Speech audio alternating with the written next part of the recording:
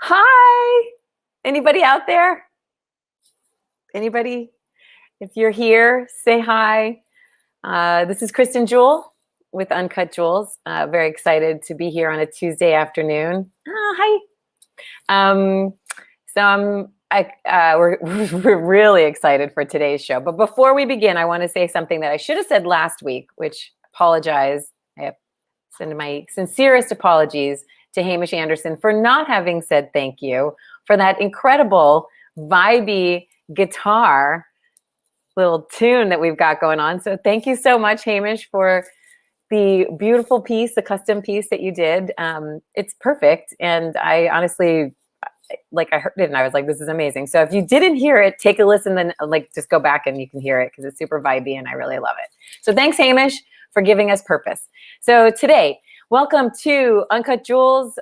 We are going to be doing the making of the album with Shelly Peiken and Eve Nelson, who have been my incredible partners along this journey. And I'm so excited to share that the album is out, 2.0, etc.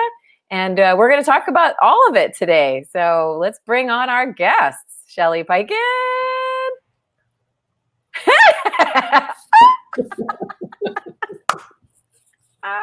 You're like guzzle. We clearly have no fun. We have no idea how to have fun. We got to get that on the agenda next time. Welcome. How are you? Hi, I'm good. Yeah. Uh-huh. You look good. Thank you. Put on a little lip color. I love it. I feel like I haven't seen you in forever. So congratulations on the release of your album. Thank you. We're going to bring in Eve Nelson. If you want to tell us a little bit about Eve. There you go. All about Eve. Sorry.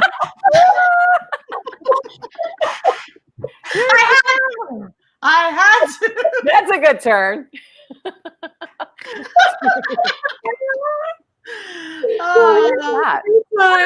Yeah, 20 years ago. That's exactly what would have been happening. Oh my God, I'm still never done it. Just saying. One of the outliers. Welcome, Eve. Hi, Kristin. Hi. You're in Miami. You're in Miami. I am. I came down for the Jewish holiday because I've got a very close knit Jewish family down here. And, I'm here for a couple weeks. Awesome. I love my LA, though. I'm always psyched to get back. Yes, this is Eve Nelson with her famous orange couch. So we got to get you back for that one. Yes, we do. Okay, Eve, I love you so much. Would you mind just taking your thing down just a little bit so we can see more of you and you're not just, oh, there you are, or sit upright. Yeah. Yes, good. Great job. You look good. You look lovely. I want to see your beautiful face. Exactly. Yeah. Thank you. So welcome to UnCut Juels. And we are so excited. So we're going to talk about this amazing experience that you guys have been building for the last, how long have you UnCut, the 2.0, etc. started? It started longer ago than a normal album trajectory would take because we were going fast and furious. And then when we started releasing singles, things started happening in the world that I felt we need to just press pause for a minute here. So, well, let's talk about the production of it first, though, like that part. How long ago did you guys start? Because I know you both started that together, right? Like over a year ago, right? Yeah. I mean, there's several producers on the record, but what happened was we did one tune. You're the main one. Okay, I'm the main one, and it just felt so good and so natural and so it really us both. So we decided to do that first one. Which one was the first one? What was the first one we did? Was it Almost Doesn't Count? No, I think I was avoiding bitch because I didn't know what to do with it. That's right. I came in and said, we're going to have to put this on the back burner because I don't know what to do. And then she said, how about this? Right. Doing something. And I was like, okay. So I think we veered into I think we did that. Didn't we do that first? It was so long ago.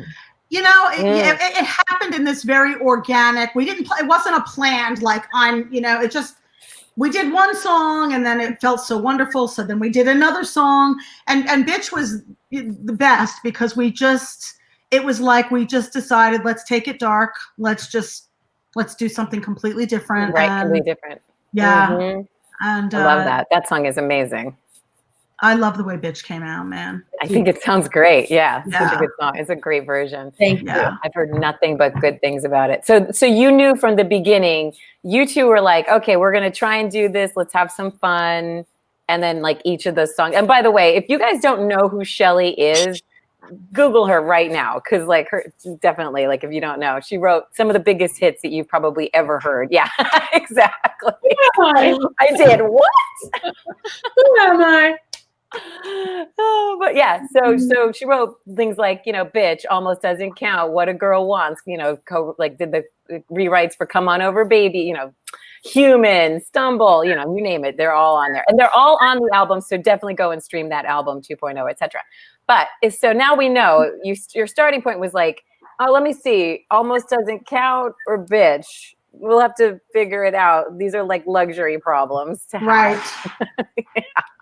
Well, and how did it? When I first went to work with Eve, I was saying you want to do like 2 songs or something. I mean, I would have wanted her to do everything, but she's very busy. But the more we did, the more we finished things, the more excited we got. We're like, let's do another, let's do another, let's do another. Exactly. Songs that I wrote with other writer producers, if they wanted to produce that, I gave them first dibs. And I don't work with anybody who wasn't cream of the crop. So Phil Thornalley did a couple, and Wally Gagel actually found a demo that we did years ago, and we mastered it. We didn't even do a remake, but even I just kept, it was like it snowballed, and we were having so much fun. We were making meals. And it's also because she's so open. Shelly's so easy and open. She's like, try anything. Many artists are not that way. She's just like, especially with the debut album. You know what I mean? Like most, like that's like a whole, like just that alone. This is her first album in the world. It's like most people are like really prescriptive. Like I know exactly what I want. She was so open. I didn't. So open and so generous. And that's really, I mean, that feeds a producer so much when the artist is that way. Yes. So let's talk, Eve, about your production normally. So I know you do a lot with TV and film. TV a lot. So is this isn't your first album that you've produced, is it? No. I always kind of straddled the fence with having a TV music career and being a songwriter producer. In New York many years ago, I was very, very devoted to mostly doing albums. But the truth is that, this is the honest to God truth. I always got caught up in that sort of television music security, I'll call it, and I also love it, but I got caught up in that a bit, very young, very, in my 20s. So I never really fully went for record production, which is my favorite thing to do in the world. And I do record production for television. That's what I do. I do songs for television. So when Shelly came to me and said, reimagine my hits, I was like, oh my God. I mean, that is so up my alley because I'm constantly doing that on television. Right. I'm doing that for This Is Us. I'm doing that for Grey's Anatomy. I'm doing that for many shows. So it was very exciting for me. And I said, I need to feed my soul as well. And so it was a wonderful opportunity and I loved every minute of it. As far as, my past, I've done production in so many arenas. So I've had a very diverse career, sometimes a little too diverse, which can sometimes, when I say that it doesn't always quite develop your brand, but that's because I love all kinds of music so much. So doing her record was one of the highlights of what was one of the creative highlights for me in the last 2 to 3 years. Oh, That's Yeah. Aw. thank you. Yay, that's And I so love great. her. And we make chicken, and we Yeah, you we do. have like Shabbat dinner. I mean, it's crazy. It's perfect. That's true. And you're so gracious too, because obviously, like Shelly mentioned, there's other producers on the album as well. And it was Right. really nice to see it all kind of come together. And when we did the final mastering, to make it all sound the same, have everybody's pieces together. It was great. The whole process was beautiful. But so Shelly, do you remember when you met Eve? Do you guys remember when you met originally? Like how long ago? Or Met New Eve. York? We were both living in New York, and honestly, it was over 20 years ago. Yes. And Michelle, And that you and I wrote a song, and one day we're going to record this because it was called Relationship with Myself. And we thought, this is taken two ways, but it's really about the most important relationship you will ever have is with yourself. And then I moved to Los Angeles. You didn't come out until a little while later, but we started, circulating in the same circles. And I would go over Eve's just to sit on her orange couch and not make any music, just to shoot the shit and talk about life and what's important to us. And no, we very much bonded in the recent years. Yeah. And then you came over with that oh God, I think it was Love Is War. You wanted to play War. Right. This is before you were making your record. Right. And you said, I just want some string parts, and we kind of did that in a few hours. I said, I want some string parts, and I Right. went out to get us a bottle of wine, and by the time I got done, it was done. That's incredible.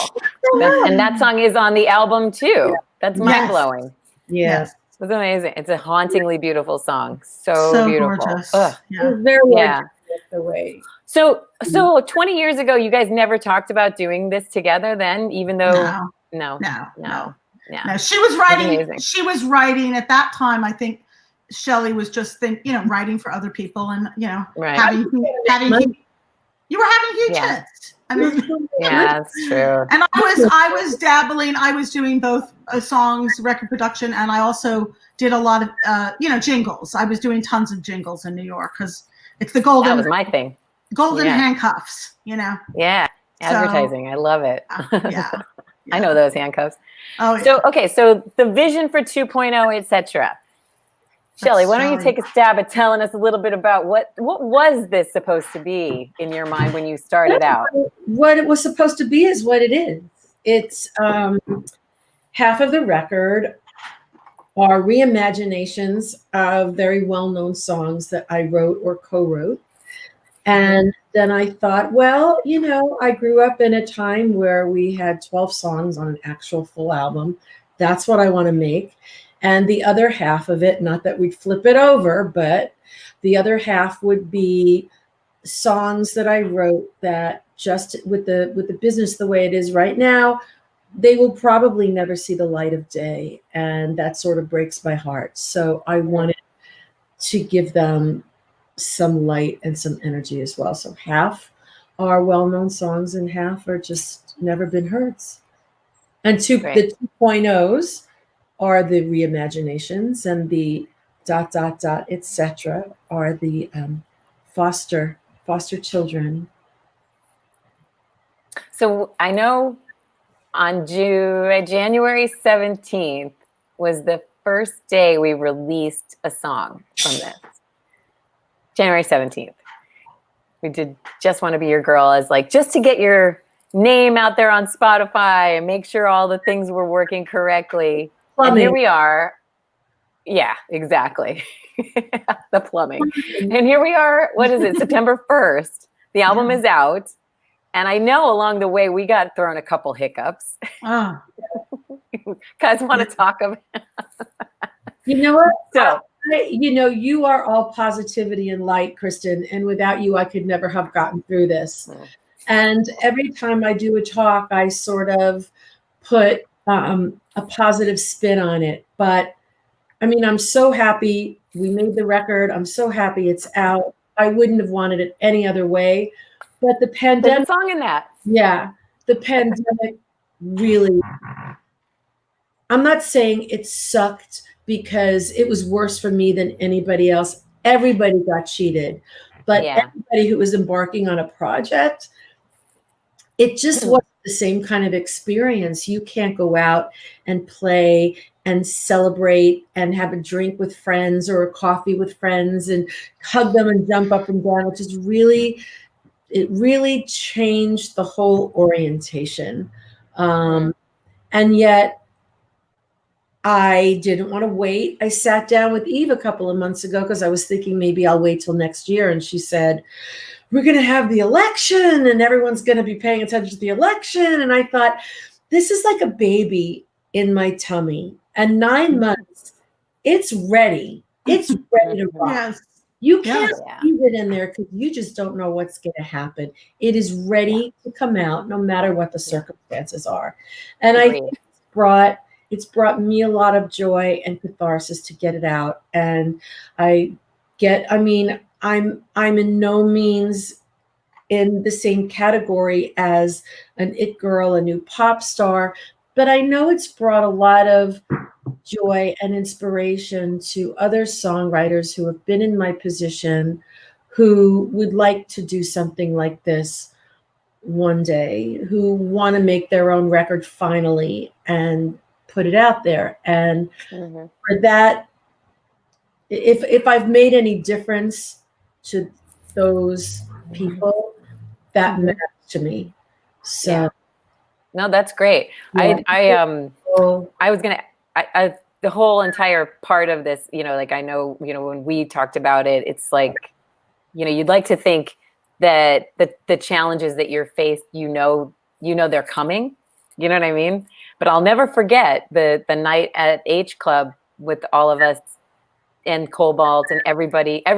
I mean, every single person who was working the project was in that room for the most part that night. And I'm so grateful that we had that, because it feels like the only time we really got to do a collective, this is going to happen. Together. Yeah. And I think about that. Like, I think that might've been the last concert I went to. Right. And it was my last concert. Yeah. That was mine too. Yep. We could have chosen a date the following week. We would have been out. That's right. I don't want to harp on the negative. It's been wonderful. Well, it's real. It's been wonderful. And what a way to mark a chapter in the life of a songwriter who's only been writing songs for other people and with other people for, I hate to say it, over 2 decades. It's just so much fun to put my voice behind my words. And honestly, when we were finished, when it was a wrap, I was depressed. I said, Eve, I want to come over. I was depressed too. Being creative. Me too. Yeah. I know. Yeah. I felt that I kind of in the studio doing it. Yes. Yeah. I mean, it's that the most fun is the process of creating the music. Yes. And I know that this has been challenging to like get everybody on board for these last few months, but I mean, I have a good time with it, but I recognize it's not nearly as much fun as other moments. But yeah, I would say that, thinking through where you guys are at today, I had a moment on Thursday night at 9 p.m. when I looked down, I took that picture and sent it to you, and I was like, I know I was like that. I'm grateful to be the call that got, when it went live, it's like, oh my God, it's out, just like we've done this for so long. And, it's a big deal. But then I felt sad too. I was like, oh my God, it's out. Now what? I was like, I told Coco, I'm so glad we have the bitch video still to release. Cause like, then that, you have something to do. Fireworks and So I don't even know if you know this. All production was shut down. We thought, how are we going to make a video for Bitch? I really wanted to do that.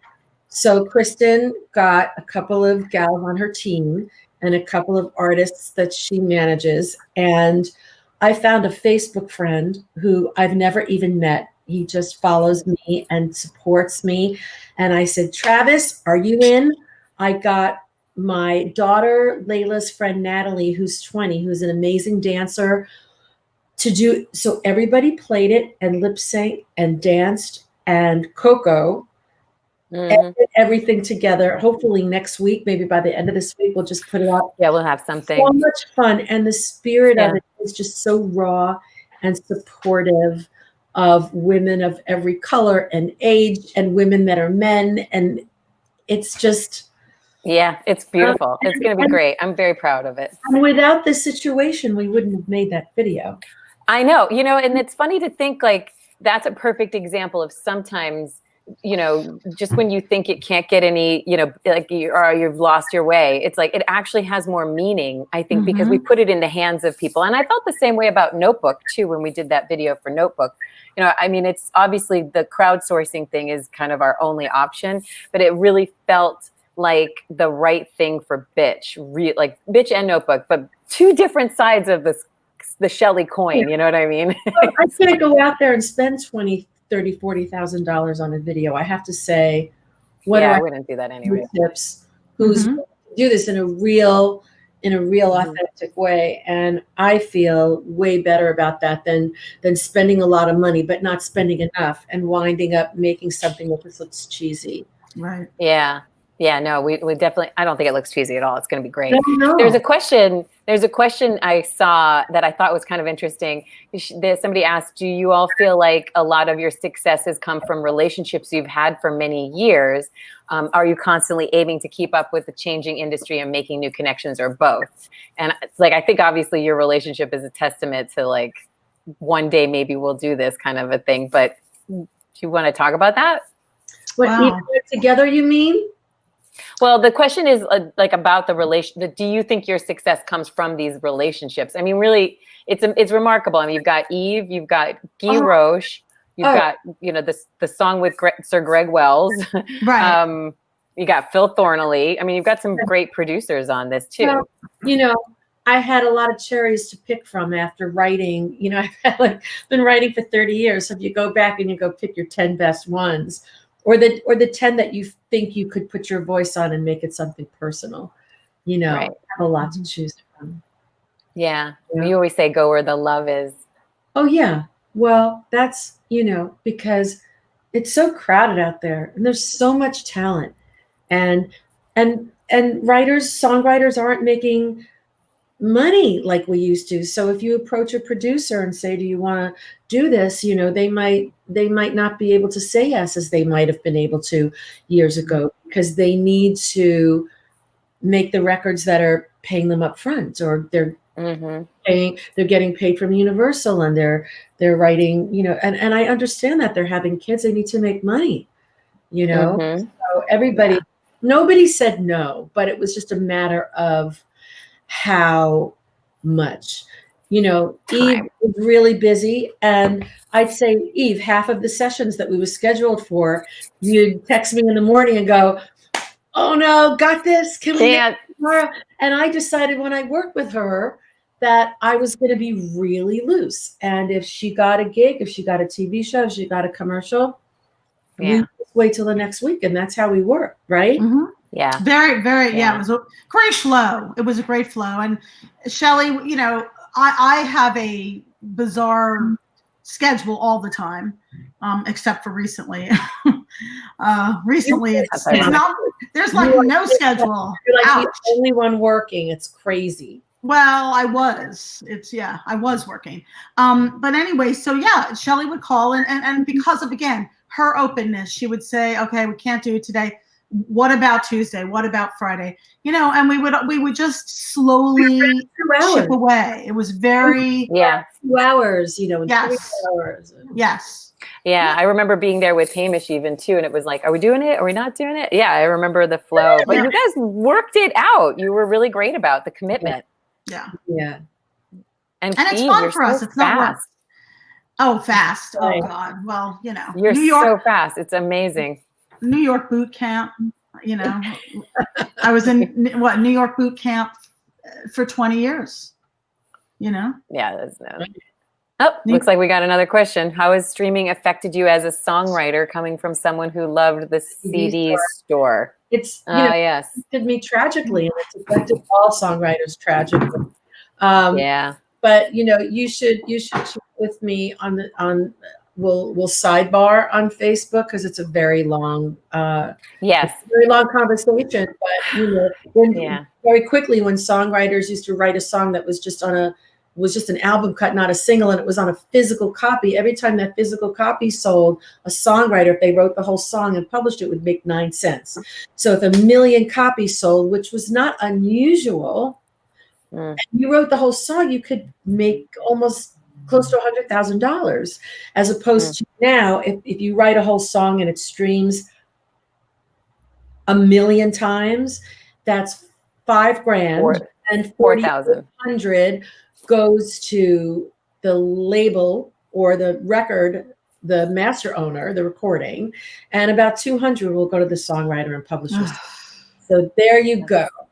Yeah, it's a whole different ballgame. And Shelly's one of the co-founders of an organization called SONA, which is a song. Do you want to?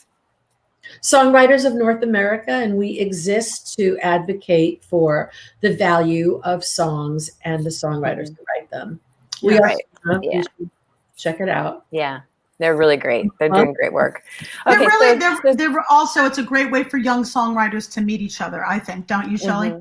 Yeah, we don't really exist to introduce co-writing situations, but because we all convene and we do a lot of stuff online. We just had a big month where we had music supervisors join us like twice a week and give out their email address, and everybody sending songs and having song critiques.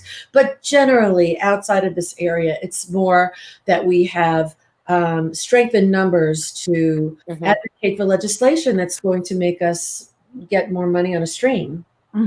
Yeah. Hopefully that keeps working. So definitely follow their work, SONA. Okay, so we, along the lines of the questions that have come in, do you have any tips for first time? I mean, obviously it's a production. It's like, marriage, if you will, what you guys are doing, like these kind of connections that you have together. Do you have any tips for songwriters and producers, like what to look for in each other? Is there like, do you like do the song and then learn each other and then go and do more, like you said, Eve? Or is it, how do you have any tips or any ideas on how to like, what works well? Well, as a producer, and again, this is probably a plus and a minus in my life, but I'm definitely a people pleaser. I have a big constitution, but I really do want the artist to feel great about what they're doing. I've seen so many artists like get out of the studio and they're just so unhappy, and they're like, that wasn't me, that didn't feel me right. I hated my vocal sound. So for me personally, I think you need to, as a producer, you have to be a little bit more of a psychologist, and you have to really, your artist has to feel completely safe with you. And what that means, asking them what music they love, listen to the kind of music they love. Shelly says, oh my God, you got to hear this. You got to hear this guy, Hamish. You listen, you really take in what they love, and you are a conduit for them, in my opinion. That's great. Yeah. I don't know what you think, Shell. Well, I was in a situation where I wasn't going to look for an outside producer that I had never worked with before. I went people I knew. But let's face it, if I were 20, 25 and hadn't written all that many songs, and I was signed to a label and they suggested, oh, why don't you talk to so-and-so, or we'll put you in the studio for a while with so-and-so, I would definitely be more open. I used to be open to do everything, writing with everybody. I just feel like I've earned the right not to keep it smaller. I'm very careful about the company I keep now, and I don't have to. I'm very fortunate enough to have written 5 songs in a time where you could make a living, and I was very careful about saving that money. So I'm financially secure, which is why I can do advocacy and we're not being paid for it. But most songwriters that I'm trying to help, whose profession I'm trying to save, are not in the same situation. And I give them those opportunities. Yeah. Eve is involved in that too. Evie. You're involved in that. Yeah. Yes. I'm a member of Sona. It's incredible. Incredible Yeah. organization. No, I believe in them too. I saw something come up and I missed it. Something about a COVID renaissance. Do you see a post-COVID renaissance for artists? How do you think the current social process is going to manifest in popular music and its lyrical content? That's a little hairball. Well, I think this. There's some days that I'm just so inspired, and some days I'm just really depressed. I mean, Eve, are you? Oh yeah. I've been suffering seriously with up and down. I mean, I it really hit me for some reason this past month. I'm like, wow, I'm feeling very, it's very hard to get myself going and inspired. However, I do know that in times like this, even though I haven't ever lived through like a Second World War or anything, this is pretty much like a war. I think that what Trevor was asking, I think that there will come great art out of this. I actually do. I think that when I feel better and when I think that there's a lot is going to come out of me. I think a lot is going to come out of Shelly. Right now, not so much. Right. But I do think that as we lift out of this and as we start to breathe again, I think there's going to be some really wonderful art made. I know that I desperately want some new. I haven't felt this kind of inspiration since Shelly's album. I haven't felt that like I want to get up and work and I want to feel that again. You know? Yeah. I think it's important for when you ask people questions like that. You know, when I'm watching other artists interviewed and they say, "Oh, this is all good. You know, it's all fantastic." You know, if you're normal and you don't feel that way every day, and you hear people talk like that, you're like, "What's wrong with me?" You know? Right. I am really up and down. Like last couple days ago, I had a show in my living room. We live streamed on Rockwood, and I was so stoked. And while I was performing, I was in that zone. I was just so. You were great. You were great. To be, you know. But then 2 days later, I'm like, Jesus, you know, how much longer? I miss my friends. I miss my family. I miss my kid. I miss being able to co-write. I did have a co-write session yesterday in the room with somebody 10 feet apart for 4 hours. And it really did. It felt great. You know, it really felt great. It was like sex without a condom, you know. I do think it's going to be next year is going to be when this is over. I think not only will the creative process come back full steam ahead, but I think the whole world is going to be ready to like party like they've never partied before. I agree. Scary and truthful. You know what I mean? Like hopefully people keep it together, but I feel like no matter what, I mean, I've been saying this for a couple of weeks now. After the 1918 Spanish flu, after that, then came the Roaring 20s, and the Roaring 20s was called that because I mean, people were partying. I mean, it was like 2 years of just, you know, I mean, it was more than 2 years, but it was like really 2 years of hell. Yeah. And you know, who was left behind? They were like, we're going to go have some good times. So I feel like that, you know, we can't be. And this is where, you know, I know I'm like probably the Pollyanna of the group, but we can't be, you know, forgetful of the fact that this isn't a death sentence for, you know, all of us. It is unfortunately a very real, frustrating time, and nobody wants to see people get sick and, you know, and actually die. But I do think there's going to have to be a turning point when the inoculations are available, the vaccines, when people start actually taking it, when we start to understand it better. So it's not always going to be like this. And and I do think, you know, next year, I hope we have a different landscape, but you know, who knows? Even if we don't, we'll still get through it. Oh, sure. Because we persevere. So what do you guys think is next for you? I want to get a job. Well, even I talked about getting together and just writing for film and TV assignments that she gets, because I don't need to experiment anymore. You know, I don't need to find people to work. I've got my little fam, Yes. and Right. that would make me happy. We live 10 minutes apart. She's Yeah. in a great sushi place. Yeah. And we'll just come in and go, okay, what's on the agenda? I call it the vagenda. The vagenda. I think that, like I said, when the shows start happening again, the vagenda. I love that. I got to remember that one. There's vajayjay, vagenda. Girl agenda. Oh my God. I No stopping you. can't take us anywhere. She and I are going to have a great opportunity. I feel it coming. I mean, I've had some incredible opportunities in the last few years. You know, worked with Stephen Schwartz, worked with Alan Menken, but I want to do one of these big musical things with Shelly, and I know it's going to happen. I know it's around the corner. Well, we had an idea to do a musical of this, like from her book and everything, to like turn it into a musical. We should totally talk about that. Idea. I know, but I think it's a good one, right? Have like a young Shelly, like the little like talking head. She's like, I'm gung ho going to New York. Dion thought it was a great idea. Dion was the one that brought up the musical, and I was like, I love that. Like, stage or something. But I could see that being a cool like arrangement transition. Yeah. Once we get people back.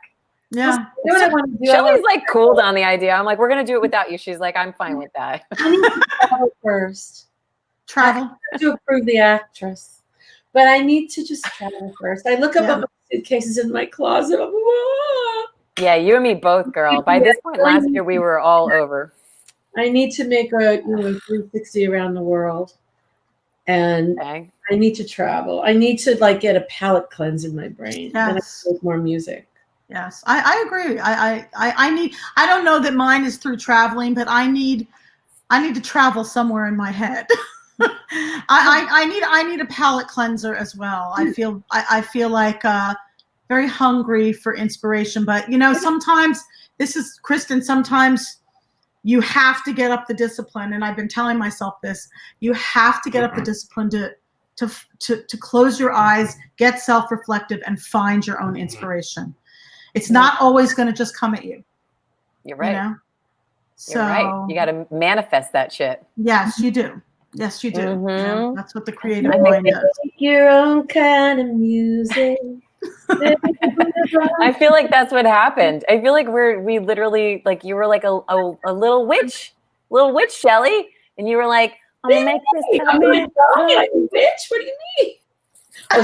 Well, you're a bitch. That's what you are. You're a little bitch. But yeah, I'm like, make it happen, magic. Adam and I are putting together a 10-song set, songs about movements and revolutions.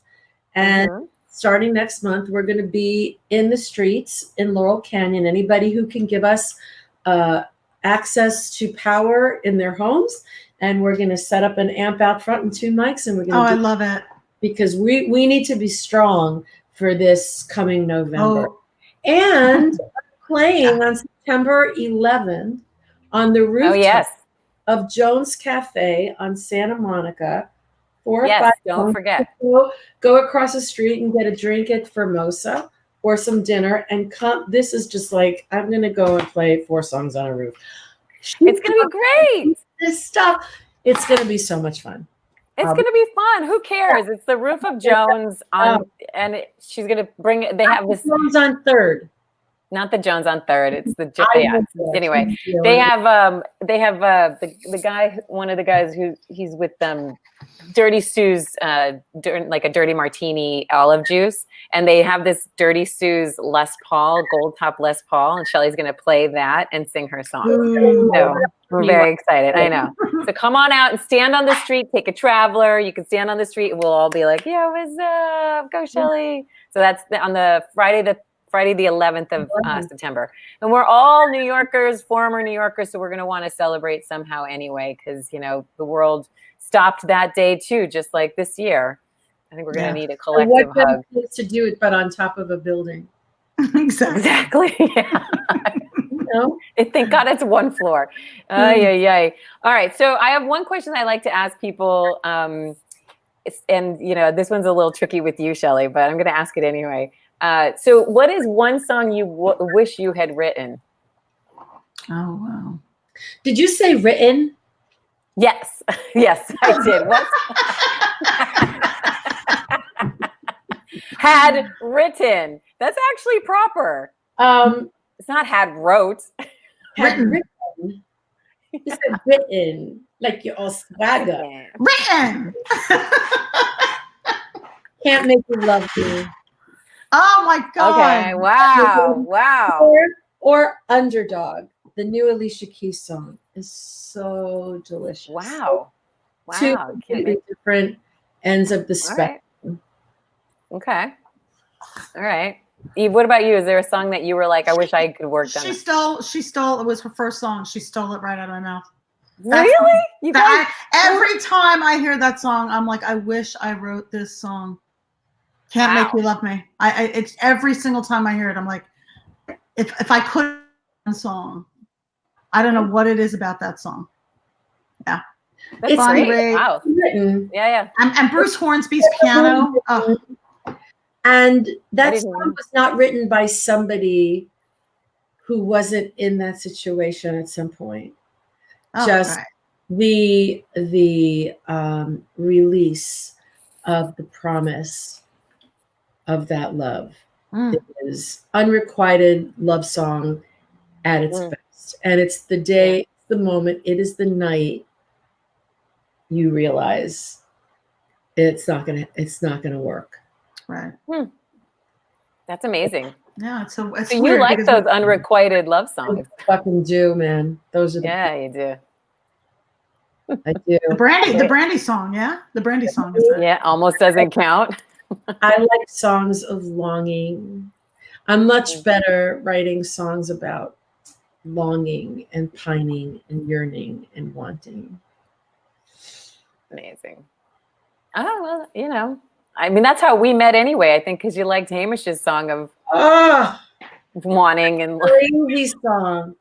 Her artist, Hamish Anderson, wrote this song, You, as in the letter, which the reason I don't like the title is because it's just a U, but the song is so much bigger than a letter. And it's really, in my opinion, he should have called it Shake You. And he knows this. I'm not speaking out of turn because it's just more of a substantial title. But so funny. I was stirring the sauce on a Sunday night and it came on KCRW. And I was just like, who it's fun. the hell is that? But it's great that you like those. Like that's your thing. I will never get old enough to stop following the song. I chased that song. He was playing at Hotel Cafe the next week. I went down there to hear him sing it because I am a song junkie and I'm in love. I want to have sex with that song. You gotta. I played you that song. Song sex. Oh yeah, it was amazing. I was like, wow. Yeah. So I was thrilled that he played on Shelly's record. Yes, I know. And then we got him in the studio with you guys, and he was like, "What's going on?" Yeah, because we were using words like vagina. I don't think he heard that. I never really hear it that day. Oh my God, you guys, this has been amazing. I can't believe it's been 40 minutes. There's some questions in the comments, and maybe we'll come back and there was one question, Kristin. Somebody asked what was how is it to get I think it's a Shelly question. Oh yeah. How would it be to get a pub deal? Right. Yeah. How would it be for songwriters pub deal in 2020, or is it more beneficial to aim for placements in TV and film? I know how I feel about that.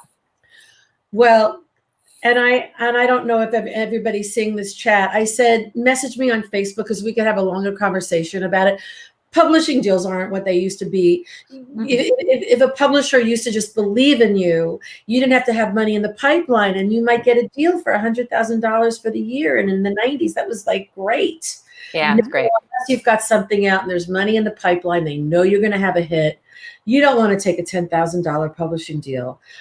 So yes, ideally, if you could get songs placed and licensed in film and TV, that is ideally the ticket. It's just that it's very competitive. So we'll talk.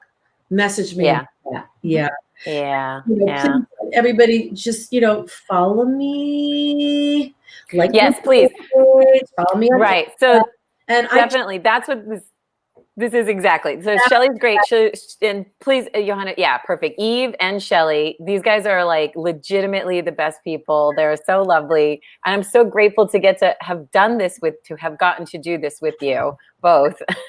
Now I'm thinking of my English. You're good at this. But it's fun. I know, I'm trying, but it was fun. But so follow them. And if you could possibly, whoever's listening, please push play on either YouTube or whatever your platform is, Spotify, Apple Music, just whatever title, Pandora, just push play and please play these albums. This is what Eve and I did together. I think you'll enjoy it. Yeah, I think you're going to love it. And I mean, and we also have to shout out Wally and Phil and Greg, people who were really helpful in all of this. Obviously played on it, Kasim Sultan, Robin. Right. Hamish, obviously. Yeah, no. So it was a labor of love, and 9 months later, here we are. Yeah. Literally 9 months. Yeah. And I think it's great. And stay tuned because we are going to have Bitch coming out in a video format probably in a couple weeks. And because the holiday is coming next week, so I think we'll avoid that. But there'll be more coming. And yeah, please track these guys. And next week we'll be back with, actually, we're going to have Jamie from Australia joining us. So, fantastic. Stay tuned. Thank you guys so much. Thanks, Kristin. Bye, honey. I'll talk to you later. Love you. Love you. Love you. Bye. Bye. Thank you.